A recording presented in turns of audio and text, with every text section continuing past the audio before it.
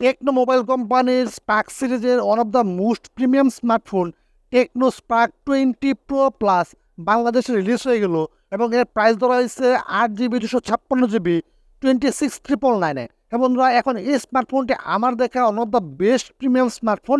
তো বন্ধুরা চলুন আনবক্সিং করা যাক। এখন আনবক্সিং করার সাথে সাথে কিন্তু আমরা পেয়ে গেলাম একটি স্ক্রিন প্রোটেক্টর, যেহেতু কার্ভ ডিসপ্লে স্ক্রিন প্রোটেক্টর দেওয়া অবশ্যই দরকার ছিল এবং তা দিয়েছে টেকনো কোম্পানি। সাথে পেয়ে যাচ্ছেন একটি টিপিও কেস এবং পেয়ে যাচ্ছেন 33 ওয়াটের চার্জার একটি কেবল। তো বন্ধুরা এখন যদি আমরা স্মার্টফোনের দিকে তাকাই, প্রথমে আমরা দেখতে পাবো স্মার্টফোনের উপরে মানে সম্পূর্ণ ডিটেলস লেখা আছে, কি স্পেসিফিকেশন দেওয়া আছে।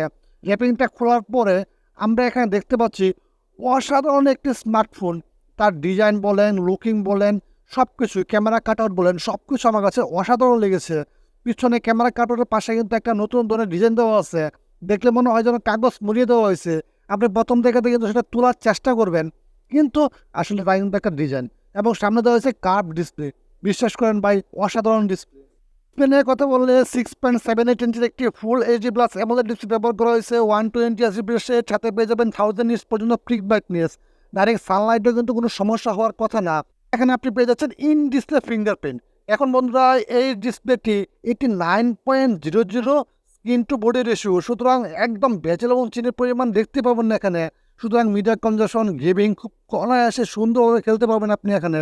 তাছাড়া আমার কাছে এই ডিসপ্লেটি অনেক কালারফুল এবং ভাইব্রেন্ট লেগেছে, বিশেষ করে গেম খেলার সময় বা মিডিয়া কনজাকশনের সময়। এবং উপরে দিকে একটি পাঞ্চল ক্যামেরা কাটআউট পেয়ে যাবেন এবং ডিসপ্লেটি কার্ভ হওয়ার কারণে আমার কাছে অনেক ভালো লেগেছে। একদম বেশি যে কার্ভ তা না, মোটামুটি ওকে লেভেলে কার্ভ দেওয়া হয়েছে। L1 সার্টিফিকেট পেয়ে যাবেন, সুতরাং ফুল এইচডিটা আপনি মিডিয়া কনজাকশন করতে পারেন।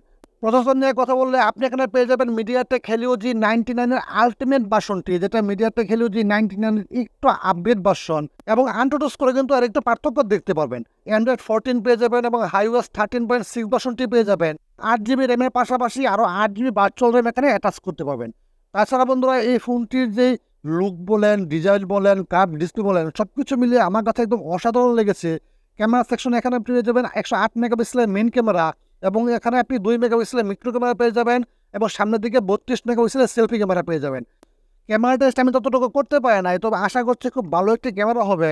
দু একটা স্যাম্পল এখানে আপনি দিয়ে দিচ্ছি। তাছাড়া বন্ধুরা 5000 mAh ব্যাটারি এবং 33 ওয়াটের চার্জার পেয়ে যাবেন। এখন যদি বন্ধুরা এই ফোনটি বাটন পুশ নিয়ে কথা বলি, তাহলে এই ফোনটিতে কিন্তু সব ধরনের বাটন পুশ দেওয়া আছে।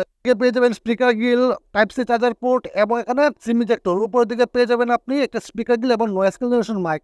বিল কোয়ালিটি আমার যথেষ্ট ভালো লেগেছে, IP5 রেটিং পেয়ে যাচ্ছেন এবং কোনো ধরনের উইক বিল কোয়ালিটি আমি এখানে দেখতে পাই না। বন্ধুরা এই যে স্মার্টফোনটি 2060 বাংলাদেশে রিলিজ হয়েছে, এখন এই স্মার্টফোনটি আপনার কাছে কিরকম মনে হয়? Over price? অবশ্যই কমেন্ট সেকশনে কমেন্ট করতে পারেন।